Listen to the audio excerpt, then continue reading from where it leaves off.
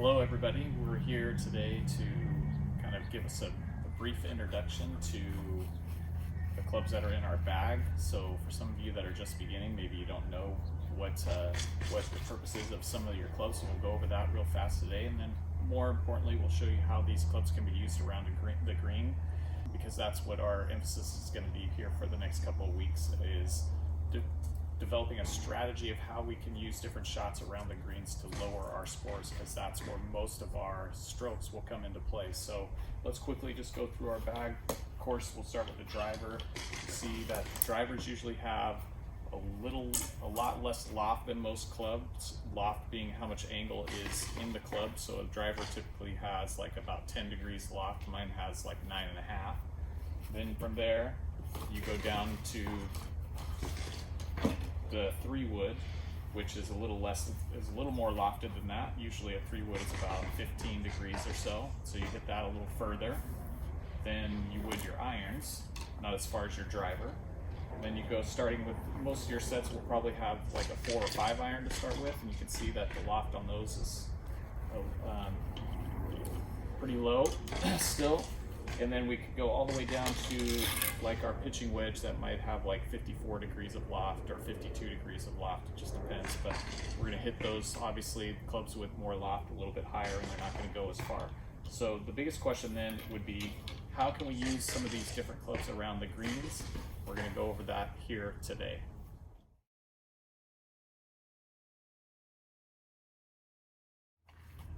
So I've got a couple of clubs here that we'll just demonstrate for you real briefly today, just as an introduction to what we might use around the greens when we're faced with different situations. And we have a variety of options. I've got about 5 clubs here that we can maybe do 5 or 6 different kinds of shots with, and we'll just briefly go over those here today.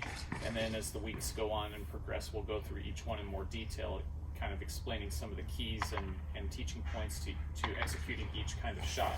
Let's go ahead and start with a 3-wood around the green. You wouldn't think to use this around the green, because usually a 3-wood is something we would hit from way back in the fairway or maybe off the tee when we have a longer shot, but it's actually good to use around the greens. You could also use a hybrid if you had one of those in your bags for this same type of shot.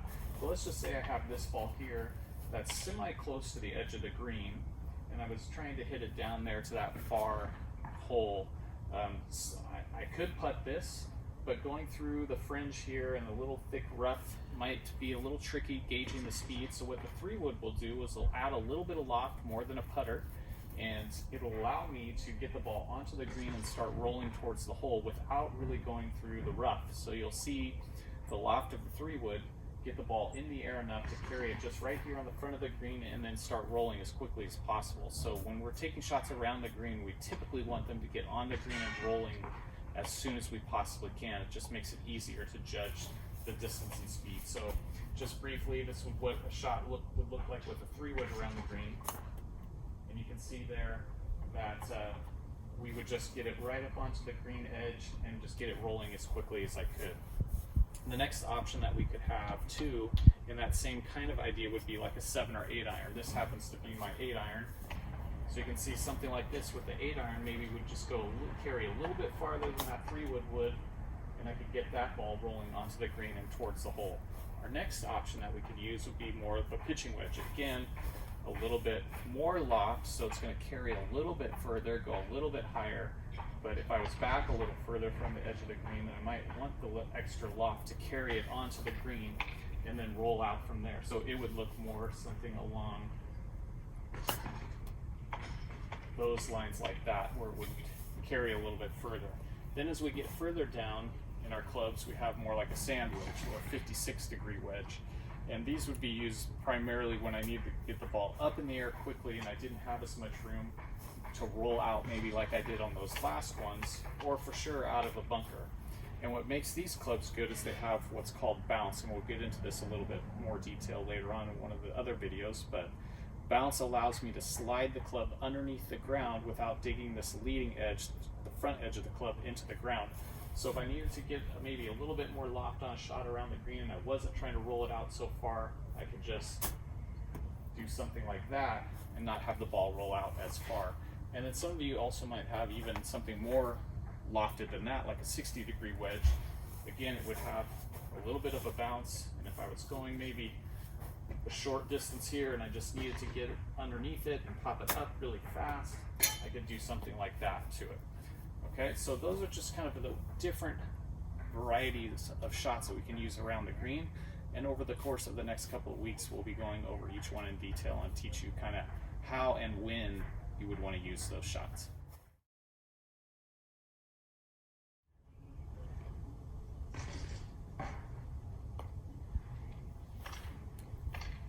How many of those have we missed in our rounds so far, right?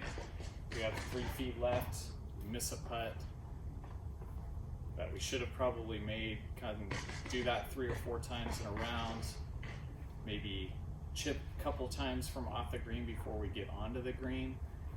It's easy to see how important the short game is to our overall score in golf. Like, I would say easily, if you would think about where you're spending most of your shots, it would be from probably 40 yards and closer to the green.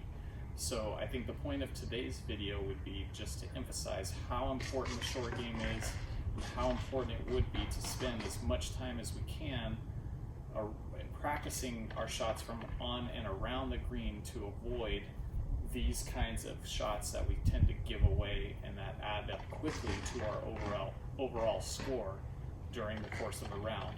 So what I would hope that we would accomplish over the next couple of weeks and spending a lot of our time practicing our short game would be to avoid things like the 3 and the 4 putts, trying to limit those and have mostly just 1 and 2 putts, trying to eliminate the double chips where we might be 10 yards off the green and we chip the ball and it's still not on the green after that, and we have to chip it again. So avoiding those double chips is what I would call them. So just trying to eliminate as many of those kinds of strokes that seem to add up really quickly to our game and make our scores a lot higher than they need to be. We like to spend a lot of our time practicing with our drivers and the clubs that we can hit a long way, and that's good, and that definitely serves a purpose. But we also need to spend the same amount of time focusing on our shots around the green. And although this might not be as exciting as watching the ball go, 250, 300 yards, it's just as important, if not more so, because you'll see how many shots we are actually kind of giving away once we get our ball close to the green. So I would hope over the next couple of weeks that we start to see that missing 3-footers like this is just as important as hitting the ball a long way off the tee.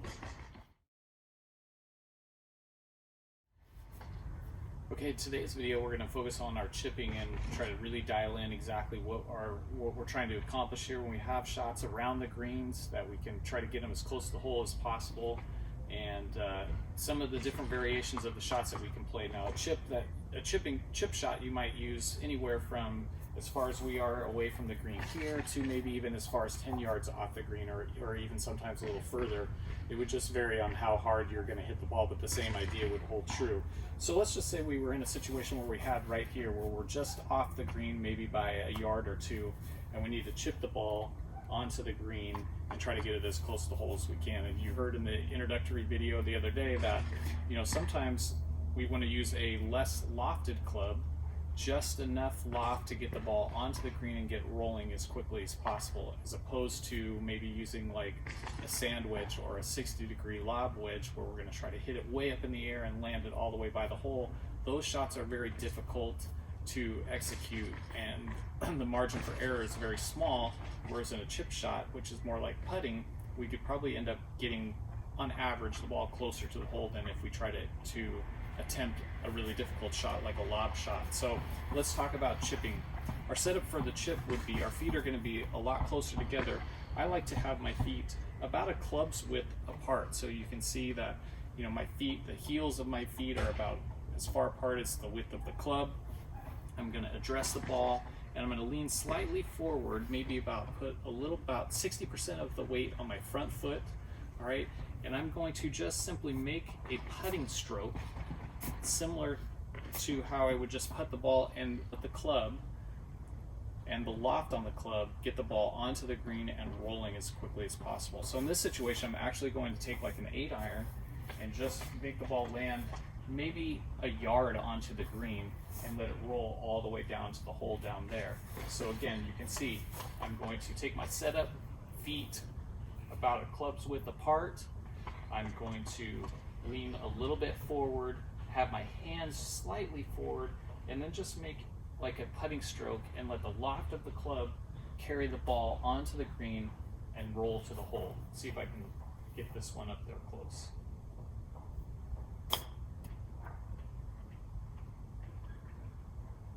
All right, not bad, it's about a foot. So you can see that the loft of the club carried the ball about a yard onto the green. Now let's say I was a little bit further back and that wasn't really an option, that I needed to hit it with a little bit more loft. Maybe you could take a pitching wedge or something like that and have a little bit more loft. The ball's gonna go a little bit higher, carry a little further, but the idea would be the same. So I might take my pitching wedge and chip it, something like that. You can see that one carried a little bit further, went a little bit higher. So if I was further back off the green, I might want to choose a pitching wedge that has a little bit more loft, that would carry the ball a little bit further. So you just kind of have to judge the situation, but the closer you are to the edge of the green, the probably less lofted club I would use, all the way upright. And if I was on maybe close to the edge of the green, I might even choose like a hybrid that we talked about in that beginning video. So let's talk about some of the common mistakes somebody might make in chipping, just so that we know what we're going to try to avoid. The first one that I see a lot is people chip, they want to use a lot of wrist action like this. And that's a good way for me, I think, to skull the ball and send it flying across the green. Instead of using like a putting stroke where my wrists are pretty much in the same position the entire time, I do like this and I try to flip or flick the ball out of the grass and onto the green. I end up sculling those kinds of shots and it looks like this. I didn't even get to see how inaccurate that is. So I really want to take a controlled putting stroke when chipping and not have any kind of wrist cock or wrist bend in my chipping at all. The other common mistake that I see that we should try to avoid is trying to add loft to the club by lifting or scooping the ball off the ground. So if I'm right here and I think like, oh, I got to get this to carry a little bit further, so I'm going to try to scoop the ball up in the air. And when we try to do that, we could thin it and send it through the other side of the green, or we could chunk it and not hit it very far. So I lift up on it, and you can see that one flying across the green. I'll let Bentley go get that one.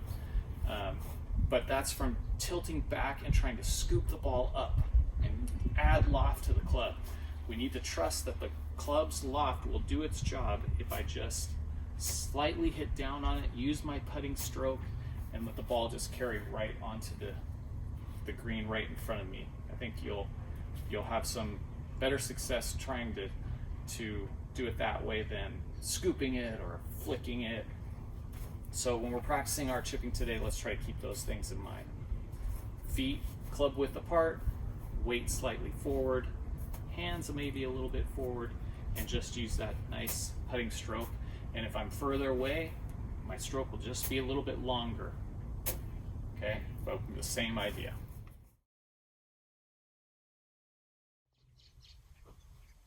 Okay, today we're going to be working on our bunker shots. So these are kind of intimidating, but actually they're not that difficult to hit if you just understand the idea and you let the club work for you. We'll talk about the club bounce and how that's going to work to help us get the ball up in the air and out of these traps.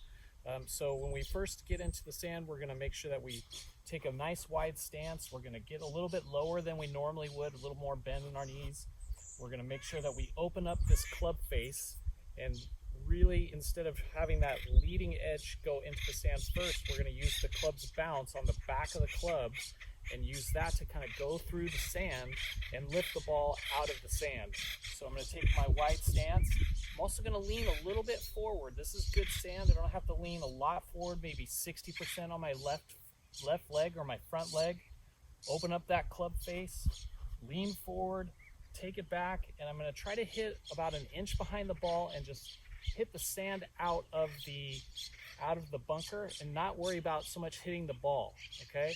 And on my follow through, I'm gonna have that loft, this club face, pointing up to the sky. So I'm not gonna turn it over and leave it closed like this where the toe might be pointed out the other direction, but I'm going to leave it open so it's facing towards the sky. So I've got my base nice and wide, I'm a little lower, my club face is open, I'm leaning a little bit forward. Just lift the ball out of the bunker just like that. It's really not that hard. So again, the key to this is letting the bounce of the club hit behind the ball and not dig that club into the sand and like try to chop it out like that. That's obviously not going to work. But if I just open up that club face, let the bounce of the club hit the sand first, that'll pop the ball right up out of the sand just like that. Today we're going to spend our time focusing on our putting, and so we just want to go over some of the fundamentals of putting, mostly starting with the grip, how to grip the putter, and then how to set up to the ball, and then how to stroke the ball as consistently as possible and trying to get that ball to roll on the line that we want it to roll on as consistently as possible. So the first thing that we're going to do is talk about the grip. So I'm going to start with my left hand. All of us are right-handed. If you're left-handed, you just reverse it, but if I'm right-handed putter, I'm going to take my left hand and start with that, and I'm going to put like the lifeline of my palm, you know, the little line that goes kind of right through the middle of your palm there. We're going to line that up right with the edge of my putting grip right there. My left thumb will then go straight down.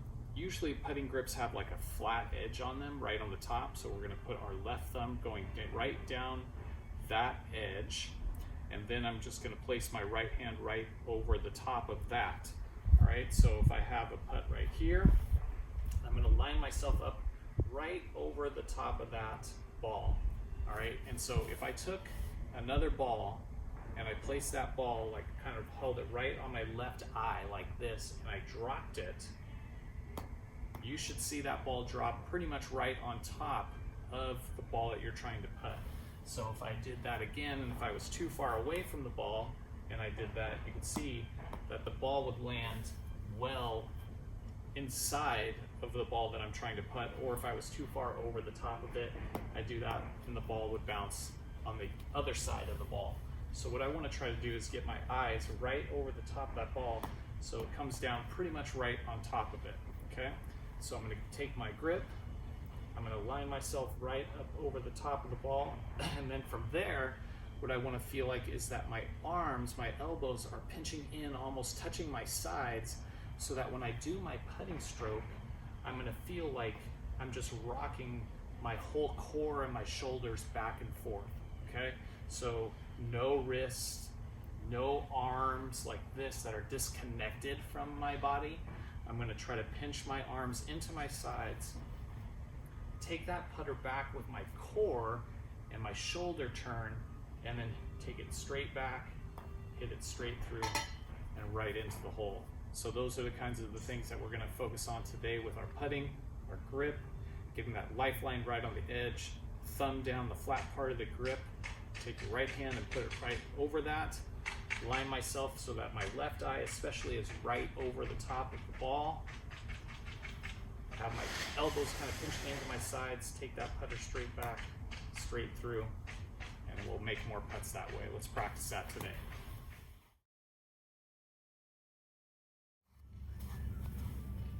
Okay, today so we're talking about reading greens and how to do that. And of course, when we're talking about reading greens, we're trying to determine how much break a putt has. Break being the amount of curve the ball is going to have because of the slope of the green. So I'm going to demonstrate that right now. If you see this ball right here is actually going to curve to the left as it gets closer to the hole, because you probably can't tell on the video, but there is a slope this way to this putt. So we need to figure out, how can I tell, what's the best way to tell how much a putt is going to break, and how do I read greens to give me the best chance of making a putt? So let's talk about a few tips for doing that. Okay, so there's lots of different ways that we can read putts. One very common way would be to get from behind the ball and look at the line of the putt from the angle of looking from behind, right? So a lot of us will do that. That's pretty standard. You could probably see the slope pretty well and kind of get an idea of how to read the putt. So you might see people do something like this. Getting behind the putt, crouching down, trying to see that line, okay? But one tip that might help you too is to go to the low point off to the side. Go to the low side right in between the hole and the ball, something like this.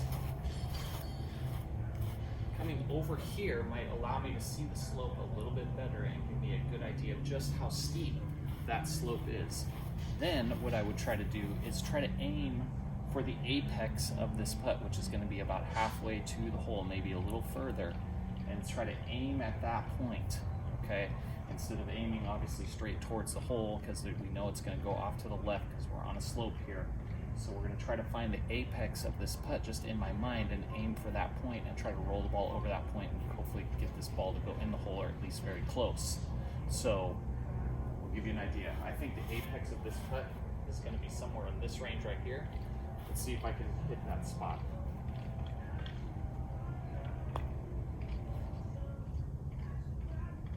All right, I overread it, which is actually a good thing, because as I get into longer putts that maybe have more break, the best way for me to miss it would be to miss it on the high side, so that when it's breaking and getting slower, it's always moving closer to the hole. Let me demonstrate what I mean by that.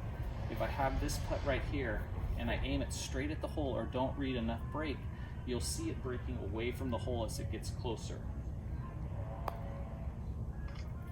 See that? And how it's tailing away at the end. So that ball ended up 3 feet on the low side of the hole.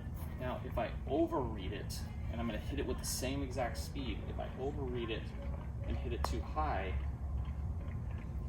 it's always going to be curving towards a hole as it's slowing down, getting closer and not further away. So as you saw in that last one, it's always a good idea to probably overread the break on our longer putts, especially if they have a lot of break, because as they're getting closer to the hole, we want that break to be taking the ball towards the hole, not away from it, so we don't end up with these 6 or 7 foot comeback putts or second putts that we end our ball closer to the hole than we would have if we underread it and saw the ball breaking away from the hole, getting further away. So on longer putts, especially if they have a lot of break to them, let's try to overread those putts so we're getting our second one closer and we have a better chance of 2-putting instead of 3 or 4-putting like we're trying to avoid.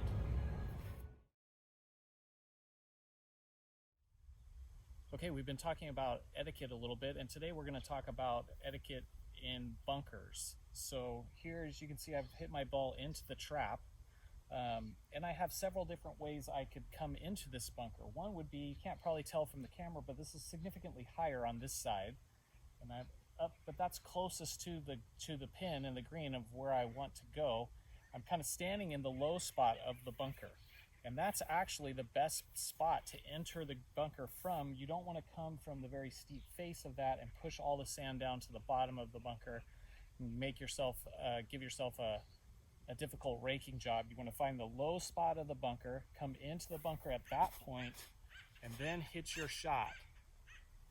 So I'll hit my shot. And then once I'm done hitting my shot, I'm going to, of course, rake the bunkers. And these days, there's not bunkers bunkers don't have rakes in them that often. So we're going to do our best with just our foot rake. But if there was a rake, you'd want to bring it into the bunker with you, set it down next to you, and rake by pushing the sand away from you, which is the best way to rake so you don't get a lot of like sharp divot marks where you slam the rake into the ground, or as you're like throwing it ahead of you and pulling it back. You want to push the sand away from you. That makes it nice and flat. But without a rake, I'm just going to kind of use my foot, fill in that divot that I made and my footprints, and you'll be all set. And leave the bunker nice for the person next. Okay, so today's second part of etiquette is repairing ball marks on the green. So you can see I've hit my ball here onto the green and it's left a little bit of a pitch mark. I'll show that to you, and then we'll show you how to properly repair those divot marks so that somebody behind you doesn't have to putt over your big pitch mark in the green. So here's my ball, and you can see the pitch mark there right above the ball. And I'm just going to show you that when you go to repair these pitch marks, you just want to stick in your little divot tool into the ground, lift up a little bit, kind of on the edges, so that it pops the grass up out of the ground a little bit and makes it higher. And then you can take your foot, if you wear flat shoes, or your putter, and then just kind of smush it down that way. And that's how you would want to replace your or repair your divot marks for the people that are playing behind you, and even maybe sometimes your playing partners, so they don't have to putt through your divot mark on the green. Today's videos have been talking about etiquette on the greens and around the greens and bunkers. Our last piece of etiquette would be something that's kind of fairly common knowledge, but some people don't really realize it. But if I am on the green and I'm waiting my turn, there's a couple of things that we want to make sure that I'm doing is I'm walking around waiting for people to play their shot or their putt on the green. One of the most important etiquette things that I have to remember around the greens or on the greens would be not to step into anybody's line as they're putting. So here you see my ball is right here. I'm putting to the far hold at that side of the green. If I'm walking around trying to read my putt while somebody else is getting ready to hit, that's fine, but you just need to be careful of where you're walking. Don't step in the line of this other person's putt. So for example, if I was walking around here, I wouldn't want to step along in this area right here because I'm stepping in the line that this ball is going to roll through. And if I'm on the green, my shoes, back in the old days when we had metal spikes, we would leave little spike marks, and that would make the green bumpy and not let the ball roll very true or stay on its line. So I wouldn't want to step through that line, because if I went to putt it and I putt right where somebody else had stepped, you might see the ball actually bounce up in the air, throwing it offline and giving that person a less likely chance to make their putt. So it's really important that we don't step in anybody's putting line as they're getting ready to putt. Okay, our last part of our etiquette that we would want you to remember as you're playing is just while other people are playing shots, some tips for you on what to do and what not to do. So if somebody's playing a shot, you obviously want to be quiet. You don't want to be making any noise, going through your bag, rifling through your pockets and of your bag, trying to dig out balls or tees. You want to be still and quiet while people are hitting. That's obvious.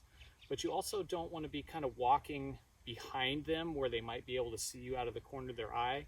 So if I was chipping or putting from here towards the hole that direction, we wouldn't want to walk behind them this way like that where they could see me out of the corner of their eye. We also wouldn't want to just stand right behind them either, especially while they're putting on the green. That's distracting as well. So if the camera was another person and I was sitting here and I was trying to putt this way, I could see that person standing behind me out of the corner of my eye. We wouldn't want to do that. That's distracting. But in general, just be courteous of what they're trying to do. You know what is distracting to you when you're trying to play a shot.